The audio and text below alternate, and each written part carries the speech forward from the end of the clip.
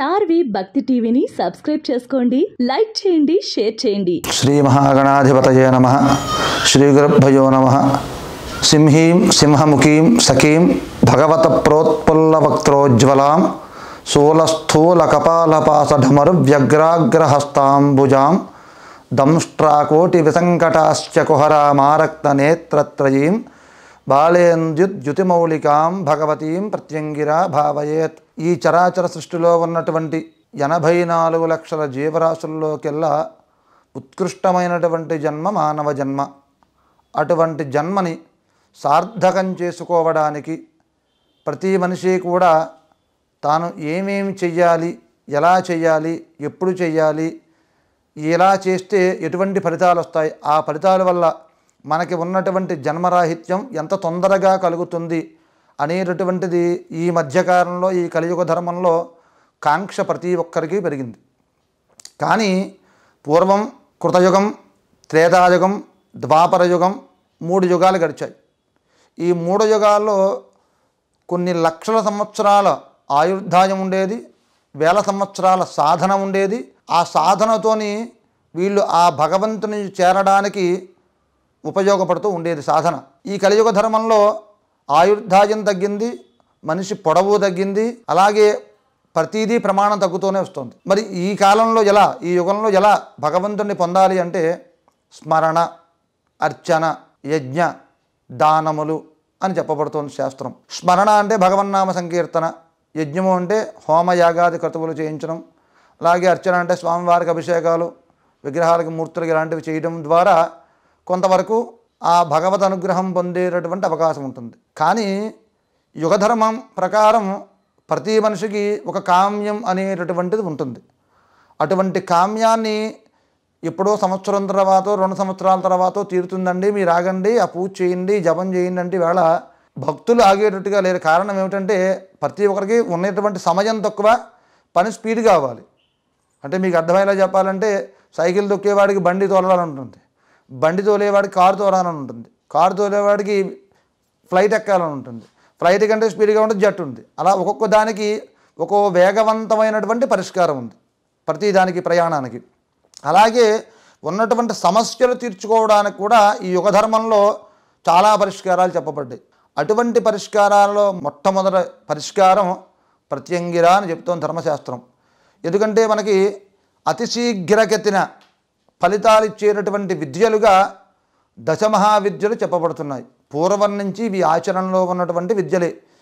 మరి ఈ దశమహావిద్యల కంటే ఉన్నతమైనటువంటి విద్య, ఉగ్రమైనటువంటి విద్య, చేసిన వెంటనే సకాలంలో మనం ఏ సమయానికైతే ఆ క్రతువు మనకున్నటువంటి కామ్యం పూర్తి అవ్వాలనుకుంటామో ఆ కామ్యాన్ని పూర్తి చేసేటటువంటి విద్యగా ఈ ప్రత్యంగిర మహారాజుని చెప్పబడుతోంది. అసలు ఎవరు ఈ ప్రత్యంగిర, ఎందుకు ఈవిడ్ని ఆరాధించాలి, ఈవిడ్ని ఆరాధించడం వల్ల వచ్చేటటువంటి ఫలితాలు ఏమిటి, ఈవిడ ఎక్కడి నుంచి వచ్చింది అంటే కృతయుగం నుంచి కూడా ఈ అమ్మవారి యొక్క సాధన విశేషంగా సాగుతూనే వచ్చింది. మీకు అమ్మవారి గురించి మొట్టమొదటిగా కొంచెం వివరంగా చెప్పడానికి ప్రయత్నం చేస్తాను. మా గురువుగారు నాకు చెప్పినది, పూర్వం హిరణ్యకశిపుడు అనేటటువంటి రాక్షసుడు విశేషమైనటువంటి వరాలు పొంది దేవతలందరినీ కూడా విపరీతంగా హింసిస్తూ ఉండేవాడు. ఆయన ఆ బాధలు తాళలేనటువంటి దేవతలందరూ కూడా వెళ్ళి శ్రీ మహావిష్ణువుని ప్రార్థించారట. మహానుభావ, జగద్రక్షక, ఈ హిరణ్యకశిపుడు అనేటువంటి రాక్షసుడు పెట్టేటటువంటి బాధల్ని మేము తట్టుకోలేకపోతున్నామయ్యా, దీనికి ఏదైనా పరిష్కారం చూపవయ్యా అంటే అప్పుడు శ్రీమన్నారాయణుడు అవకాశం ఇచ్చాట. ఏమని, కంగారు పడకండి, మీ అందరికీ త్వరలోనే ఆ రాక్షసుడి యొక్క బారి నుండి విముక్తి చేస్తాను అని అభయం ఇచ్చి పంపించాడు ఆయన. అభయం ఇవ్వగానే హిరణ్యకశిపుడు కొడుకుగా ప్రహ్లాదుడిగా ఆయన ఒక అవతారాన్ని తీసుకున్నాడు. మనకి సాధారణంగా చెప్పేటటువంటి శ్రీ మహావిష్ణువు అవతారాలు దశావతారాలు చెప్తాం, కానీ శ్రీ మహావిష్ణువుకు 21 అవతారాలు ఉన్నాయి. మొత్తం 21 అవతారాలలో ప్రహ్లాద అవతారం కూడా ఒకటి. విశేషమైనటువంటి విష్ణు భక్తి పరాయణుడిగా ప్రహ్లాదుడు హిరణ్యకశిపుడికి పుత్రుడిగా పుట్టడం జరిగింది. ఆయన వయసు పెరిగే కొద్దీ విష్ణు భక్తిలో లీనమైపోయాడు ఆయన. మరి హిరణ్యాక్షుడికి ఈశ్వరుడన్నా కోపం లేదు, చతుర్ముఖ బ్రహ్మగారన్నా కోపం లేదు, కేవలం శ్రీ మహావిష్ణువు అంటేనే కోపం. అది ఎందుకు అంటే అది పూర్వవృత్తాంతంలోకి వెళితే మరి ఇంకో గాథ చెప్పాల్సి ఉంటుంది మీకు. మనకి ప్రత్యంగిరా ప్రధానం కాబట్టి ఇంతవరకు చెప్పాలో అంతవరకు చెప్పడం జరుగుతోంది. ఇప్పుడు ఆ హిరణ్యకశిపుడి యొక్క కోపం ఏ స్థాయిలో ఉందంటే రాక్షస సైన్యాన్ని మొత్తాన్ని వెంట పెట్టుకుని వైకుంఠం దండెత్తడానికి వెళ్ళిపోయాడు ఆయన. మహావిష్ణువు మాయ అంటే ఒక మాయతోటే మహావిష్ణువు ఉంటాడు. మాయే మహావిష్ణువు, మహావిష్ణువే మాయ. అటువంటి మహావిష్ణువుకు హిరణ్యకశిపుడు వస్తున్నట్టు ముందుగానే తెలుస్తుంది కదా. కాబట్టి శ్రీహరి ఏం చేశాడంటే ఆయనకు దొరకకుండా ఇటు వెళ్ళిపోయాడు. ఎందుకంటే సమయం రావాలి దేనికైనా. భగవంతుడు చాలామంది అంటారు, ఏమండి అభిషేకం చేశామండి, పూజ చేశామండి, మాకు ఇంకా ఫలితాలు రాలేదండి, ఏమిటండి అని. నీ కర్మఫలం పరిపూర్ణం అయ్యే వరకు కూడా నువ్వు ఏం చేసినా అవి నిన్ను కాపాడుతూ వస్తాయి తప్ప పరిపూర్ణంగా నీకు ఉన్నటువంటి కర్మలు ఏది తీయదు. ఇందులో కొన్ని కర్మలకి కొన్నిసార్లు తొందరగా పరిష్కారం జరుగుతుంది, కొన్నిసార్లు ఆలస్యంగా పరిష్కారం జరుగుతుంది. అలాగే దేవతలందరికీ కూడా ఒక పరీక్షాకాలం ఉంటుంది. మనం మానవులకే కదా కష్టాలు అనుకుంటాం, దేవతలు కూడా మనకంటే ఎక్కువే కష్టపడ్డారు. శ్రీరామచంద్రుడు భగవంతుడు కాదా, 14 ఏళ్ళు ఆయన అడవుల పట్టి పోలేదు, ఆయన బాధపడలేదు, భార్యను విసర్జించి భార్యను వదులుకుని. అలాగే శ్రీకృష్ణ పరమాత్మ కృష్ణం వందే జగద్గురు అని చెప్పుకుంటున్నారు. జగత్తు గురువు శ్రీకృష్ణుడు. అటువంటి శ్రీకృష్ణుడే ఎన్నో బాధలు పడ్డాడు ఆయన. వాళ్ళకంటే గొప్పవాళ్ళం ఏం కాదు కదా మనం. కర్మఫలం ఎంతటి వారికైనా తప్పదు. ఈశ్వరుడు అంతటి వాడు శనీశ్వరుడి దెబ్బకు వెళ్ళి మరిచెట్టు త్వరలో దాక్కున్నాడు. మనం ఎంతటి వాళ్ళం. కాబట్టి కర్మఫలం వచ్చేటటువంటి వరకు ఎవరైనా ఆ కర్మఫలాన్ని అనుభవించి తీరాల్సిందే. ఆ సమయం వచ్చినప్పుడు భగవంతుడే ఒక గడ్డి పుల్ల తీసి పక్కన పెట్టినట్టుగా మనకున్నటువంటి కర్మలను కూడా తీసి పక్కన పెట్టేస్తాడు. అలాగే శ్రీ మహావిష్ణువు కూడా ఈ హిరణ్యకశిపుడు దొరకకుండా అటు ఇటు తిరుగుతున్నాడు. ఈయన కూడా లీలా విలాసం అంతే, ఆయన పారిపోవడం కాదండి. అది సమయం వచ్చింది. ప్రహ్లాదుని ఎంతగా క్షోభ పెట్టాలో, ఎంతగా బాధ పెట్టాలో బాధ పెట్టాడు హిరణ్యకశిపుడు. బాధ పెడితే ప్రహ్లాదుడు అన్నట్ట, నాన్న నన్ను ఇంత బాధ పెడుతున్నావు కదా నువ్వు, దీనివల్ల నీకు వచ్చేది ఏమిటి? ఏమీ ఉండదు. అదేదో ఆ శ్రీహరిని అడగొచ్చు కదా అంటే, ఎక్కడున్నాడో చూపించరా నీ శ్రీహరి అంటే, అందుగలడు ఇందు లేడని సందేహము ఎందుకు, శ్రీహరి ఎందెందు వెతక చూచినా అందందే ఆ పరమాత్మ నిక్షిప్తమై ఉన్నాడు నాన్న. కాబట్టి ప్రతి చోట ఆ శ్రీ మహావిష్ణువు ఉన్నాడు అన్నట్టు. ఈ స్తంభంలో ఉన్నాడా చూపించన్నట్ట, స్తంభంలో కూడా ఉన్నాడని చూపించట. స్తంభంలో ఉన్నాడని చూపించాలంటే ప్రహ్లాదుడి భక్తికి పరీక్ష అది. అప్పుడు శ్రీ మహావిష్ణువు స్తోత్రం చేస్తే హిరణ్యకశిపుడు తన యొక్క గదతోటి ఆ స్తంభాన్ని పెకలించి వేస్తే పెళపళాభావాలతో పెద్దటి గోళ్ళు, విచిత్రమైనటువంటి ఆకారం, విశేషమైనటువంటి సింహముఖం, భయంకరమైనటువంటి ఉగ్రస్వరూపంతో శ్రీ మహావిష్ణువు ఆవిర్భావం చెందాడు. ఎలా? నారసింహావతారంలో ఉగ్ర నారసింహుడిగా అవతారం స్వీకరించాడు ఆయన. అలా అవతారం స్వీకరించి హిరణ్యకశిపుణ్ణి సమయం కాని 3 సమయాల్లో ఏ సమయంలో కూడా మరణం రాకూడదు. పశుపక్ష్యాదుల వల్ల మరణం రాకూడదు, మనుషుల వల్ల మరణం రాకూడదు, ఏ ఆయుధంతానూ మరణం రాకూడదు, భూమి మీద కానీ ఆకాశంలో కానీ మరణం రాకూడదు. ఇలా ఎన్నో వరాలు కోరాడు ఆయన. అన్నిటికీ కూడా చతుర్ముఖ బ్రహ్మగారు తథాస్తని వరమిచ్చాడు. వరమిస్తే సమయం కాని సమయం, సాయంకాల సమయంలో, ప్రదోష సమయంలో ఒక గడప మీద కూర్చోబెట్టి హిరణ్యకశిపుడి యొక్క పొట్టని చీల్చి తన గోళ్లతే ఆయుధాలుగా చేసుకుని హిరణ్యకశిపుడి యొక్క పొట్టని చీల్చి హిరణ్యకశిపుడిని సంహరించాడు. ఆ సంహరించినటువంటి తర్వాత ఆ ఉగ్రస్వభావాన్ని, నారసింహ స్వరూపాన్ని తట్టుకోలేకపోయారు దేవతలు. 33 కోట్ల మంది దేవతలు కూడా తట్టుకోలేక ఏం చెయ్యాలో అర్థం కాక ఎన్నో విధాలుగా ప్రార్థించిన ఆయన యొక్క వీక్షణాన్ని, తీక్షణాన్ని తట్టుకోలేకపోతున్నారు దేవతలు. అప్పుడు శ్రీ మహాలక్ష్మికి ఎగేసాట దేవతలందరూ, అమ్మా నువ్వే శాంతింపజేయగలవు ఆయన్ని, కాబట్టి రామ్మ అంటే లక్ష్మీదేవి వాళ్ళ దగ్గరికి వచ్చేసరికి ఒక్కసారి హుంకారం చేసేసరికి అంతటి లక్ష్మీదేవి కూడా హడలిపోయింది. అయ్య బాబోయ్ నేను తట్టుకోలేను, ఆపలేను అని. ఇక చేసేది ఏం లేక ఈ 33 కోట్ల మంది దేవతలు కలిసి ఈశ్వరుని ప్రార్థించారట. దీనికి నువ్వే పరిష్కారం చూపగలగవు దేవదేవా, మహాదేవా, తప్పకుండా ఆ ఉగ్రనరసింహ భీతిని తట్టుకోలేకపోతున్నాం, ఆ తాకిడి, ఆ వేడిని మేము, ఆ ఉగ్రాన్ని, కాబట్టి నువ్వు వచ్చి శాంతింపజేయవయ్యా అంటే అలా శాంతింపజేయడానికి వచ్చి పరమేశ్వరుడు ఎత్తినటువంటి మొట్టమొదటి అవతారం వీరభద్రావతారం. అటువంటి వీరభద్రావతారం కూడా ఆ ఉగ్ర నరసింహుణ్ణి శాంతింప చెయ్యలేకపోయింది. ఆ వీరభద్రస్వామిని సైతం భయపెట్టడానికి, సంహరించడానికి ముందుకు వచ్చాడు నరసింహుడు. ఏం చెయ్యాలో అర్థం కానటువంటి దేవతలు మళ్ళీ తలలు పట్టుకున్నారు. అప్పుడు జగత్తంతటికి కూడా పార్వతీ పరమేశ్వరులు తల్లిదండ్రులని చెప్పుకుంటాం మనం. వాగర్ధావివ సంప్రత్తవు వాగర్ధ ప్రతిపత్తయే జగత పితరవ్ వందే పార్వతీ పరమేశ్వరం. అటువంటి తండ్రి స్థానంలో ఉన్నటువంటి పరమేశ్వరుడికి తెలియదు ఎలా కాపాడుకోవాలో బిడ్డల్ని, జగత్తును ఎలా కాపాడాలని. వెంటనే పరమేశ్వరుడు శరభావతారం అనే ఒక అవతారాన్ని ఎత్తాడు. ఒకే శరీరం, 2 శిరస్సులు, అలాగే 2 రెక్కలు, ఒక తోక, 4 కాళ్ళతో, 2 చేతులతో విచిత్రమైనటువంటి అవతారాన్ని, ఉగ్రావతారాన్ని కూడా తీసుకున్నాడు ఆయన. ఆ ఉగ్రావతారాన్ని తీసుకున్న వెంటనే 2 రెక్కలు ఉన్నాయి ఆయనకి. ఆ 2 రెక్కల్లోంచి విపరీతమైనటువంటి వేడి గాలి. ఎంతటి వేడి గాలి అంటే ఉగ్ర నరసింహుడు సైతం తట్టుకోలేనటువంటి వేడి గాలి ఆ 2 రెక్కల నుంచి వస్తుంది. అలాగా విసర్జించాడు. ఆ ఉగ్ర నరసింహావతారంలో ఉన్నటువంటి వీక్షణాన్ని పరమేశ్వరుడు శరభావతారంలో తగ్గించాడు. సరే, మరి 2 రెక్కల్లో ఎప్పుడైతే గాలి వచ్చి ఆ నరసింహావతారం శాంతింపజేశారో, ఆ 2 రెక్కల్లోంచి ఒక రెక్కలోంచి శూలినీ దుర్గా, ఓ రెక్కల్లోంచి ఏమో నరసింహ అంటే కృత్య అని పిలుస్తారు ఆవిడ్ని. ఉగ్రకృత్య, నృసింహకృత్య, అలాగే ప్రత్యంగిర అని కూడా పిలుస్తాం. ఆవిడ ప్రత్యక్షమైంది. అప్పటి నుంచి కూడా ఎలా ప్రత్యక్షమైంది ఆవిడ? ప్రత్యంగిర అంటే సింహీం సింహముఖీం, సింహముఖం. ఒక సింహాన్ని చూస్తేనే మనం హడిలిపోతాం. అటువంటిది శతసహస్ర సింహవదనే అంటే 100 సహస్రాలు అంటే 1,00,000 సింహముఖాలతోటి, ఒక్క శరీరంతో. 1,00,000 ముఖాలంటే ఎన్ని లక్షల చేతులు ఉండాలి? 2 లక్షల చేతులు ఉండాలి ఆవిడికి. ఈ 2 లక్షల చేతుల్లో ఒక చేతిలో పానపాత్ర, ఒక చేతిలో ఖడ్గము, ఒక చేతిలో గద, ఒక చేతిలో శంఖము, ఒక చేతిలో చక్రము, ఒక చేతిలో పాశము, ఒక చేతిలో అంకుశము, ఇలా అనేక రకాలైనటువంటి వివిధ ఆయుధాలతోటి అమ్మవారు ఆవిర్భావం చెందింది. ఆ ఆవిర్భావం చెందినటువంటి అమ్మవారిని చూడలేక ఈ 33 కోట్ల మంది దేవతలతో పాటుగా చతుర్ముఖ బ్రహ్మగారు, అలాగే నరసింహావతారంలో ఉన్నటువంటి శ్రీ మహావిష్ణువు కూడా హడిలిపోయాడు. అయ్య బాబోయ్, ఏమిట్రా ఈ అవతారం ఇంత భయంకరంగా ఉంది అని వాళ్ళు సైతం అడిలిపోయారు. దేవతలను సైతం భయపెట్టేటటువంటి రూపంతో అమ్మవారు ఉద్భవించింది ఆ శరభావతారంలో ఉన్నటువంటి ఒక రెక్కలోంచి. మరి ఏమిటండి అమ్మవారు? ఇంతకుముందు ఎప్పుడూ కూడా ప్రాచుర్యంలో లేదే అంటే, కృతయుగం నుంచి కూడా అమ్మవారి ఆరాధన నానుడిలో ఉంది.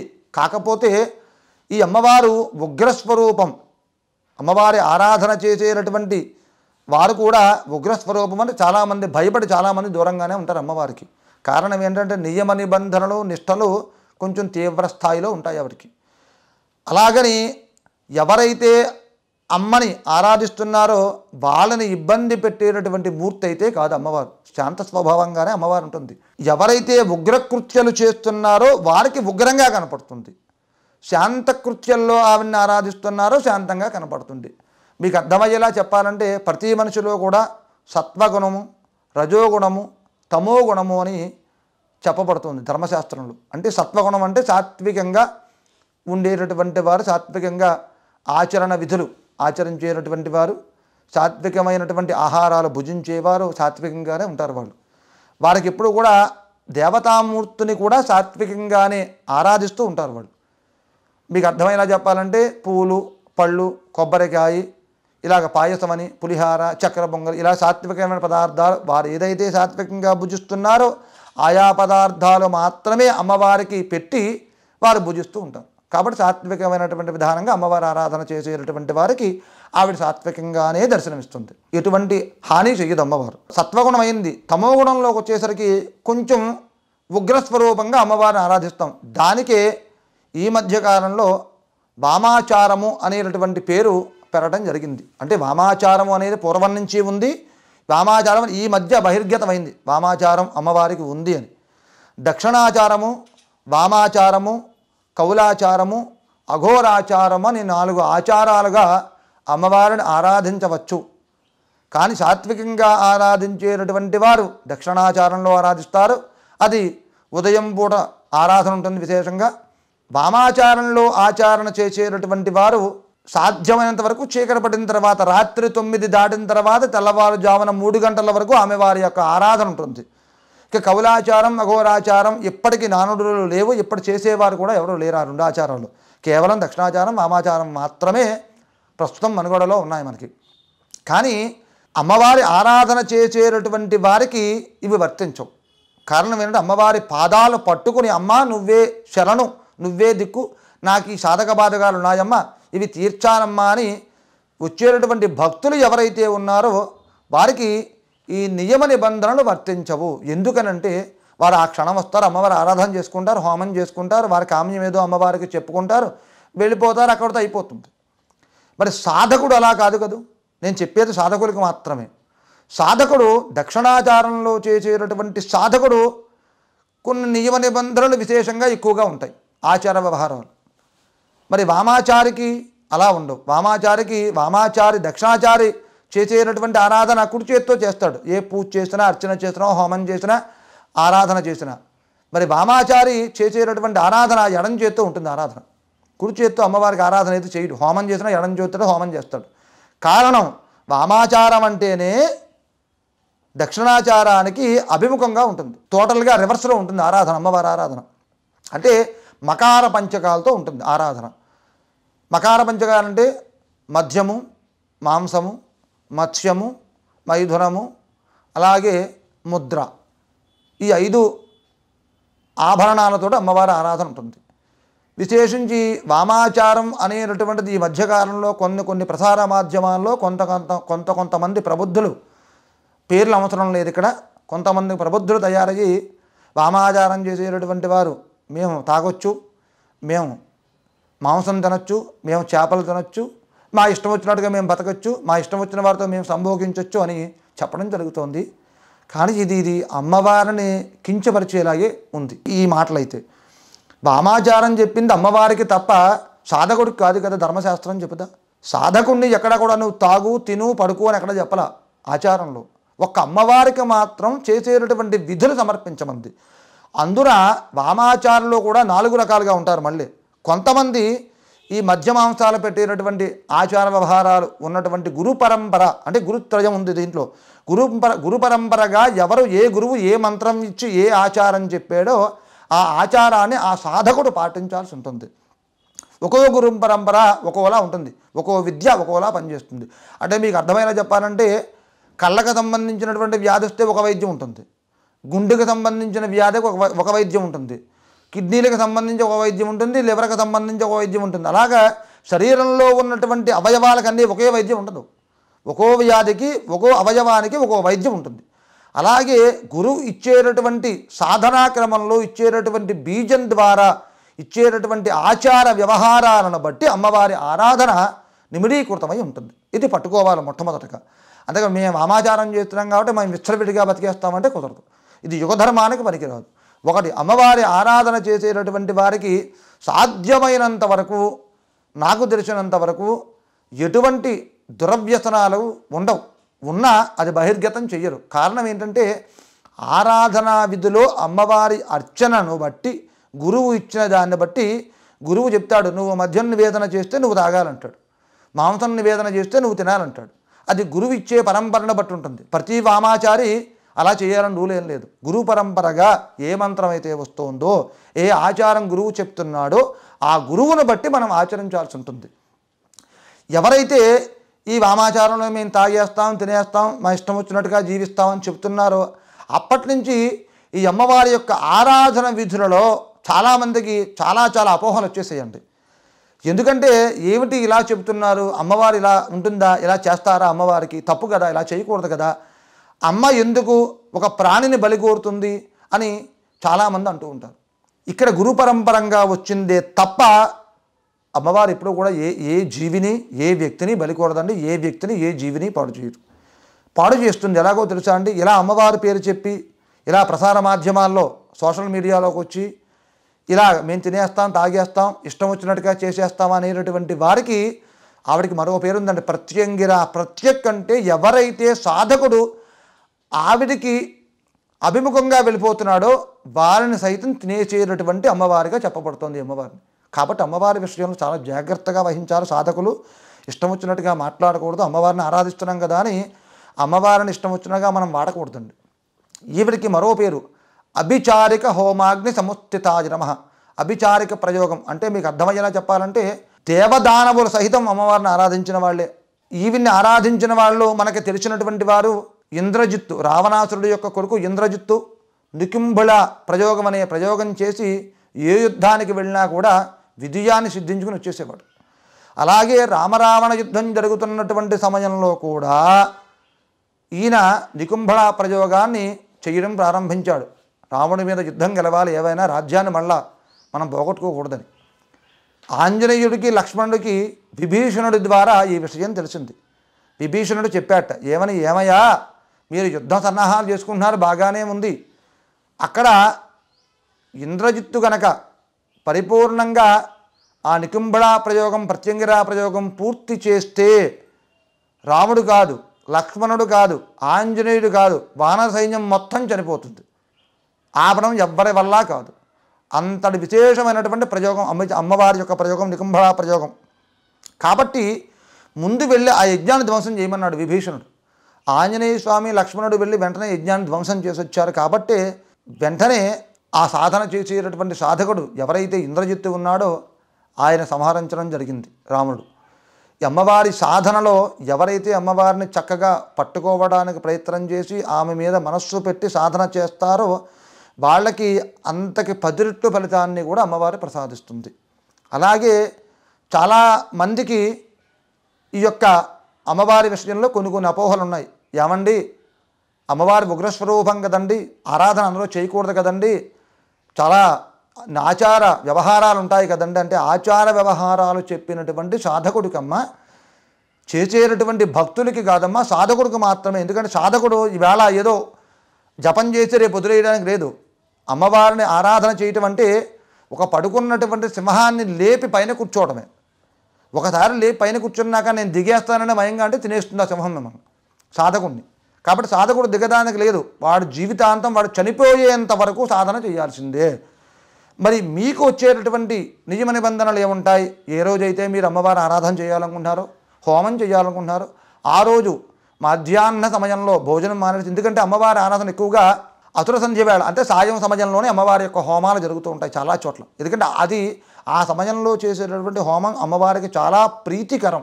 చేసేటటువంటి హవనంలో కూడా ఉగ్రస్వరూపం కాబట్టి ఆవిడకి చేసేటటువంటి హవనంలో కూడా ఇష్టంగా చేసేటటువంటి ద్రవ్యం ఎండుమిరపకాయలు.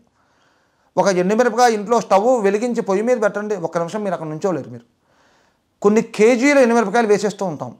మిరియాలు, తెల్ల మిరియాలు, తోక మిరియాలు, సొంటి, అల్లం, పెప్పళ్ళు, వెల్లుల్లిపాయలు, మోదుగ పువ్వు, ఇలాగ ఆవిడకి వేసేటటువంటి ప్రతి ద్రవ్యం కూడా ఘాటు అంటే మనం తట్టుకోలేనటువంటి ఘాటుతో కూడుకున్న ద్రవ్యాలే చేస్తాం. అలా చేయడం వల్ల ఏమిటి, ఎవరు ఈవిడ ప్రత్యంగిరా ఎందుకు చేస్తున్నాం ఈవిడికి ఆ హోమం అంటే పరమంత్ర ప్రచోదని ఎవరైనా ప్రయోగం చేశారు తీసేస్తుంది హోమం చేసుకుంటే. అలాగే శత్రు నివారణ అంటే మనకి ప్రతిపక్షం లేకుండా చేసేటటువంటి అమ్మవారు కాబట్టి ఈ హోమం చేసుకుంటే ఎదురుకుండా ఎంతటి శత్రువు ఉన్నా సరే తీసి పక్కన పెట్టేస్తుంది ఆవిడ. అలాగే కోర్టు వ్యవహారాలు ఉన్నటువంటి వారు విశేషించి అమ్మవారిని ఆరాధిస్తారు. చెరసాలలో ఉన్నటువంటి వారు, కోర్టు వ్యవహారాల్లో ఉన్నటువంటి వారు ఈ అమ్మవారిని ఆరాధిస్తారు. మీరు అనుకోవచ్చు ఉగ్రదేవత కదండి ఈవెన్ ఎలా ఆరాధిస్తామంటే మీకు అర్థమైనా చెప్తాను. శివ మానస పుత్రిక ప్రత్యంగిర. ఎందుకంటే ఈశ్వరుడు శరభావతారంలోంచి పుట్టినటువంటి అమ్మవారే ప్రత్యంగిర, శివమానస పుత్రిక, శివపరివారంలో ఒక అమ్మవారు ఈవిడ. కాబట్టి ఈవిడ్ని ఎవరైనా ఆరాధించవచ్చు, ఆరాధించకూడదు అక్కడే చెయ్యాలి ఇక్కడ చేయకూడదని లేదండి. కాకపోతే ఈవిడ్ని ఆరాధించేటటువంటి సమయంలో భక్తులకి తోడుగా సాధకుడు ఖచ్చితంగా ఉండి తీరాలి. సాధకుడు లేనటువంటి ఆరాధన ఎప్పుడు కూడా అమ్మవారికి చేయకూడదండి. ఎందుకంటే సాధకుడు లేకుండా చేస్తే ఆ వచ్చేటటువంటి తీక్షణాన్ని ఆ యొక్క ఉగ్రాన్ని భరించలేరు. సాధకుడు పక్కన కూర్చుని మీ చేత చేయిస్తాడు హవనం. కాబట్టి భక్తులు అమ్మవారిని విశేషంగా ఆరాధించండి. మీకు ఉన్నటువంటి సమస్యల వలయం, మీకు ఎటువంటి సమస్య ఉన్నా సరే ఒక్కసారి అమ్మా నువ్వు తప్ప నాకు వేరే దిక్కు లేదు అని ఆవిడ పాదాలు పట్టుకోవడానికి ప్రయత్నం చెయ్యండి. మీకున్నటువంటి సమస్తమైనటువంటి కష్టాలని కూడా ఒక్క కనురెప్ప పాటులో తీసి పెట్టగలిగేటటువంటి శక్తి ప్రత్యంగిరాకు ఉంది. అందుకే ఇందాక చెప్పాను, ఈ యుగధర్మంలో చాలామందికి స్పీడ్గా పనులు అవ్వాలి. ఆరాధన చేస్తే, అభిషేకం చేస్తే, హోమం చేస్తే రేపు ఫలితాలు రావాలంటే ప్రత్యంగిరా ఒకటే మార్గం. ప్రత్యంగిరా హోమం చేసుకుంటే, ప్రత్యంగిరా ఆరాధన చేస్తే రేపు సాయంత్రానికో ఎల్లుండి సాయంత్రానికో ఆ పని చేసి పెట్టేస్తుంది ఆవిడ. అంత స్పీడ్గా పనిచేసే అమ్మవారు ఈ కలియుగంలో ప్రత్యంగిరా ఒకటే. అలాగే గొప్ప తనం ఏమిటంటే ఆవిడే ఋషి, ప్రత్యంగిరా ఋషి. ఈవిని ఆరాధించినటువంటి వారిలో విశేషించి అంగిరస మహర్షి ద్వారా ఈవిడ ప్రాచుర్యంలోకి వచ్చింది. అంగిరస విద్య అని చెప్పబడుతోంది ప్రత్యంగిరా కూడా. కాబట్టి యుగధర్మంలో స్పీడ్గా పనిచేసేటటువంటి విద్యల్లో ప్రత్యంగిరా విద్య కూడా ఒకటి. దక్షిణాచారం చేస్తే ఒక నెలలో ఫలితం వస్తుంది ప్రత్యంగిర. అదే వామాచారం అనుకోండి, దక్షిణాచారం కన్నా 21,000 రెట్లు వేగంగా వామాచారం పనిచేస్తుంది. కాకపోతే వామాచారం చేయాలంటే దేవాలయాల్లోనూ ఇళ్లలోనూ కుదరదండి. అది చాలా స్తబ్దంగా, గుప్యంగా, గోప్యంగా ఎవరికి కంటపడినటువంటి ప్రదేశాల్లో చేసేటటువంటి ఆ ప్రయోగం. కాబట్టి వామాచారం చాలా మటుకు చెయ్యకపోవడమే మంచిది. ఆ వామాచారం జోలికి వెళ్ళకపోవడమే సాధకులకు కానీ భక్తులకు కానీ మంచిది. తప్పని పరిస్థితుల్లో వామాచారం చేసుకునేటువంటి వారు ఉంటారు. ఆచరించేవారు ఆచరించవచ్చు, ఇబ్బంది ఏం లేదు. దక్షిణాచారం శ్రేయస్కరం. సాధకుడికి కానివ్వండి, చేసేటటువంటి భక్తులకి కానివ్వండి, దక్షిణాచారం శ్రేయస్కరంగా ఉంటుంది. మరి ఈ ప్రత్యంగిర ఎప్పుడు చేయాలి, ఎలా చేయాలి అంటే విశేషించి అమావాస్య, అమ్మవారికి ఇష్టమైనటువంటి తిథి. కుదరని పక్షంలో అష్టమి, అది కుదరలేదు పౌర్ణమి రోజున చేస్తారు అమ్మవారి హోమాలు. నేను చేసేటటువంటి దేవాలయంలో SBI officers colony, Musarambagh, Sri Venkateswara Swamy వారి దేవాలయంలో ఉన్నటువంటి శ్రీ పార్వతీ రామలింగేశ్వర స్వామి వారి దేవాలయంలో అర్చనా విధులు నిర్వర్తిస్తున్నటువంటి అర్చక స్వామిగా నేను ఉన్నాను ఇక్కడ. కాబట్టి ప్రతి అమావాస్యకి కూడా మన దేవాలయంలో విశేషంగా అమ్మవారి హవనం జరుగుతోంది. అమ్మవారి యొక్క ఉత్సవమూర్తికి భక్తులందరి చేత అభిషేకం చేయించి తదనంతరం సుమారుగా 26 రకాల ద్రవ్యాలతో అమ్మవారికి హోమం ఉంటుంది. ఏ హోమం అంటే ప్రత్యంగిర, వారాహి, కాలభైరవం, రాజశ్యామల, అలాగే ఈ నెల సర్పసూక్త హోమం కూడా జరపడం జరుగుతుంది. కోర్టు వ్యవహారాలకి, సర్వశత్రు నివారణకి, సర్వ ప్రయోగ బాధా నివారణకి, సర్వ కష్ట నివారణకి, జనవశీకరణకి, వ్యాపార వృద్ధికి, ఆర్థిక ఇబ్బందులకి, సమస్తమైనటువంటి గ్రహదోషాలకి, అలాగే సర్పసూక్తము చేయడం వల్ల విశేషించి పూర్వజన్మ నుంచి వస్తున్నటువంటి సర్పశాపములు, సర్పదోషములు, సర్పహత్యా పాతకములు, కాలసర్పదోషములు, కుజదోషములకి, వివాహం కానిటువంటి వారికి వివాహానికి, సంతానం లేనటువంటి వారికి సంతానానికి, ఇలా ఎన్నో రకాల ప్రయోజనాలు కూర్చి ఈ హోమం చేయడం జరుగుతుంది. విశేషించి ఈ హోమం మన ఇళ్లలో చేసుకోవాలంటే 1,00,000-1,50,000 ఖర్చు అవుతుంది. ఒక అమ్మవారికి ప్రత్యంగిరా చేస్తేనే 25,000-30,000 అవుతుంది దక్షిణాచారానికి. మరి ఇంతమంది ముగ్గురు అమ్మవార్లకి, కాలభైరవుడికి, సర్పసూక్తానికి హోమం చేస్తున్నప్పుడు విశేషించి ఇంకా ఖర్చు పెరుగుతుంది. కానీ మన దేవాలయంలో కేవలం సామాగ్రితో 1,000 రూపాయలు దేవస్థానం కట్టుకుంటే ఈ 26 రకాల సామాగ్రి కూడా దేవస్థానం వారే ఏర్పాటు చేస్తున్నారు. కాబట్టి భక్తులు విశేషించి అధిక సంఖ్యలో మీకు ఉన్నటువంటి అవకాశం ఉన్నంత వరకు ఈ కార్యక్రమంలో పాల్గొని అమ్మవారి యొక్క సంపూర్ణమైనటువంటి అనుగ్రహాన్ని పొంది మీకు ఉన్నటువంటి సాధక బాధకాలు తీర్చుకోవలసిందిగా మనవి. శుభం భూయాత్. స్టార్ వి భక్తి టీవీని సబ్స్క్రైబ్ చేసుకోండి, లైక్ చేయండి, షేర్ చేయండి.